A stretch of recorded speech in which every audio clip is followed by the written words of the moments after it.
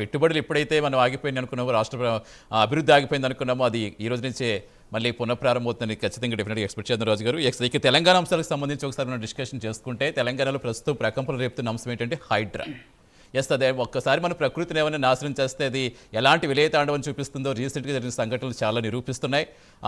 అదే లక్ష్యంగా, చెరువుల పరిరక్షణ లక్ష్యంగా ఎవరైతే అక్రమార్కులు భూమిని ఆక్రమించి కట్టుకున్నారో వారి కడ్డాలు కూల్చే దిశగా హైడ్రా వెళ్తున్నా, ఇప్పుడు ప్రస్తుతం ఇది రాజకీయ రంగు పులుముకుంటుందా అనే అంశం మాత్రం తాజాగా ఇప్పుడు అధికార ప్రతిపక్షాల మధ్య మాటలు యుద్ధం చూస్తుంటే అర్థమవుతోంది. అసలు ఏంటి హైడ్రా ఉద్దేశం ఏంటి, ఇప్పుడు హైడ్రా ఏం చేస్తోంది, ఇప్పుడు హైడ్రాని కొంతమంది ఎందుకు వ్యతిరేకిస్తారు అనుకోవాలి, అసలు ఏంటి దీనికి ఏమైనా రాజకీయ రంగు పులుముతున్నారా, లేదంటే ఏమైనా జరుగుతున్నాయి అనుకోవచ్చా బ్యాక్గ్రౌండ్లో? ఖచ్చితంగా. ఎందుకంటే గతంలో మనం చెప్పినట్టు పాండవులకు విలువిద్య నేర్పించినటువంటి ద్రోణాచార్యుడు చుట్టూ చివరిన పక్షి బొమ్మను కట్టి దాని కన్నును ఛేదించమని చెప్పేసి అర్జునుడికి ఏ విధంగా అయితే పరీక్ష పెట్టాడో, ఇప్పుడు హైడ్రాకి సంబంధించి ఎక్కడైతే చెరువులను కబ్జా చేశారో అవి మాత్రమే చూడాలి అని చెప్పేసి హైడ్రా కమిషనర్ రంగనాథ్కి ముఖ్యమంత్రి రేవంత్ రెడ్డి ఒక లక్ష్యాన్ని నిర్దేశించినటువంటి పరిస్థితి. దీంతో ఆయన హైడ్రా పేరుతోటి భారీ ఎత్తున ఈ అక్రమాలు, అంతేకాకుండా ఏదైతే ఈ చెరువులు కబ్జాలు చేసినటువంటి వాళ్ళ మీద విరుచుకుపడుతున్నటువంటి సిచ్యువేషన్ చూసాం. ఇక్కడ ప్రతి సబ్జెక్టుకి సంబంధించి, ప్రతి వివాదానికి సంబంధించి రెండు వైపులు ఉంటాయి. ఒకవైపు మంచి ఉంటే ఇంకో వైపు చెడు ఉంటుంది. ఇప్పుడు హైడ్రా విషయంలో కూడా అదే జరుగుతుంది. హైడ్రాకి సంబంధించి ఎన్కన్వెన్షన్ ఎప్పుడైతే కూల్చేశారో నాగార్జున సంబంధించి, ఆ రోజు ప్రతి ఒక్కరు కూడా హర్షించారు. ఎందుకంటే హైడ్రా చాలా చాలా గట్టిగా పనిచేస్తుంది.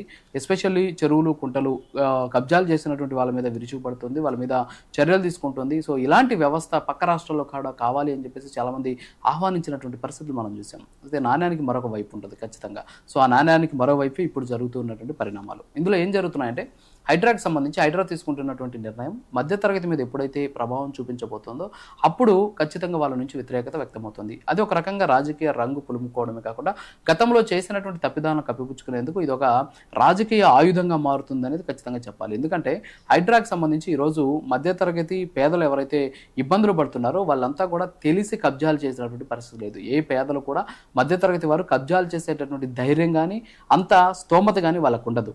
వాళ్ళు ఎవరైనా సరే కబ్జాలు చేసి తక్కువ రేటుకి ఇస్తున్నారంటే మాత్రమే కొనుగోలు చేస్తారు. పాపం ఈరోజు మూసీ నది ప్రక్షాళన పేరుతోటి మూసీ నది పరివాహక ప్రాంతం అంతా కూడా ఈరోజు మార్కింగ్ వేస్తూ ఉన్నటువంటి నేపథ్యంలో అక్కడ వచ్చినటువంటి మాటలు ఏంటంటే, మనకు ఎవరో మాకు అమ్మారు, మేము పైసా కూడబెట్టుకొని ఆ డబ్బుతోటి మేము ఆ ఇంటి స్థలాన్ని కొనుగోలు చేసి ఇల్లు కట్టుకున్నాము, ఇంటికి లోన్లు తెచ్చుకున్నాము, కరెంట్ ఇచ్చారు, పన్ను కడుతున్నాము, అయినా సరే మా ఇల్లు అక్రమం అంటున్నారు. అంటే చదువుకోనటువంటి వ్యక్తులు చాలామంది, అంటే పేద మధ్యతరగతికి అసలు చట్టం అంటే ఏందో తెలియదు, అక్కడ భూములకు సంబంధించినటువంటి అసలు రూల్స్ ఎలా ఉంటాయో తెలియదు. ఫస్ట్ వాళ్ళని ఎడ్యుకేట్ చేయాల్సినటువంటి బాధ్యత హైడ్రా మీద ఉంటుంది. ఎందుకంటే ఎక్కడైనా సరే నిర్మాణాలు చేపట్టే సందర్భంలో గతంలో కూడా నేను చెప్పాను, అది ఒక అగ్గిపెట్టో లేకపోతే ఒక కంటైనరో కాదు తీసుకెళ్ళి అక్కడ పెట్టడానికి. సో ఖచ్చితంగా ఒక ఇల్లు నిర్మాణం చేయాలి అంటే ఆ ఇంటి నిర్మాణానికి సంబంధించి అనేక అంశాలు ఇందులో మిళితమై ఉంటాయి. అంటే ఒక ఇల్లు కట్టాలి అంటే ఖచ్చితంగా దానికి పర్మిషన్స్ కావాలి, కరెంటు ఇచ్చినటువంటి ఎలక్ట్రిసిటీ బోర్డు ఉంటుంది, అలాగే పర్మిషన్ ఇచ్చినటువంటి ఏదైతే టౌన్ ప్లానింగ్ అధికారులు ఉంటారో, అలాగే రిజిస్ట్రేషన్ చేసినటువంటి సబ్ రిజిస్ట్రార్లు ఉంటారు. సో వీళ్ళందరూ కూడా సక్రమమే అని చెప్పి టిక్ కొట్టి రిజిస్ట్రేషన్ చేసి వాళ్ళ దగ్గర నుంచి పన్నుల రూపంలో, ట్యాక్సుల రూపంలో, అంతేకాకుండా ప్రభుత్వానికి కట్టిన రిజిస్ట్రేషన్ ఫీజుల రూపంలో భారీ ఎత్తున డబ్బులు తీసుకున్న రోజు సక్రమమైంది. ఈ రోజు హైడ్రా దృష్టికి వచ్చేసరికి అది ఎందుకు అక్రమం అవుతుంది అనే విషయం వాళ్ళకి తెలియదు.